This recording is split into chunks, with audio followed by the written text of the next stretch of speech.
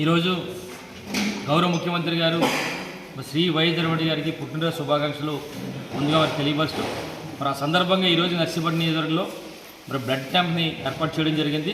మరి దానికి ముఖ్య అతిథిగా మన పెద్దలు గవర్నర్లు అనకాపల్లి జిల్లా మరి పార్టీ అధ్యక్షులు బొడ్డెడి ప్రసాద్ గారు ఈ కార్యక్రమానికి రావడం నిజంగా చాలా ఆనందంగా ఉంది మాకందరికీ కూడా.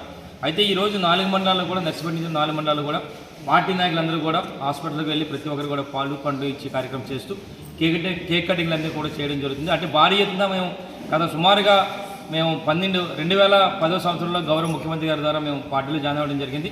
2011 నుంచి కూడా సుమారుగా 12 సంవత్సరాల పాటు ఇది 13వ సంవత్సరం మేమందరూ కూడా బ్లడ్ క్యాంప్ ఏర్పాటు చేయడం.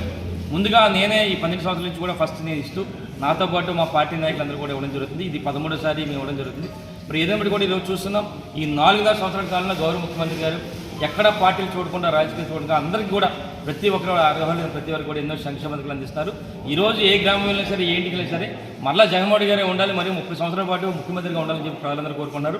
ఏదేమిటి కూడా మరి రేపు 2024 జరిగే ఎన్నికల్లో మరి 170 స్థానాల్లో మరి 175 గెలుపొందడం కాకుండా మరింతగా భారీ ఎత్తున వచ్చే సంవత్సరం మరి గౌరవ ముఖ్యమంత్రి గారి పుట్టినరోజు మరి వేడుకల్ని మరింతగా చేస్తానని చెప్పి ఈ సందర్భంగా తెలియపరుస్తూ నమస్కారం తెలుపుతున్నాను. జై జగన్.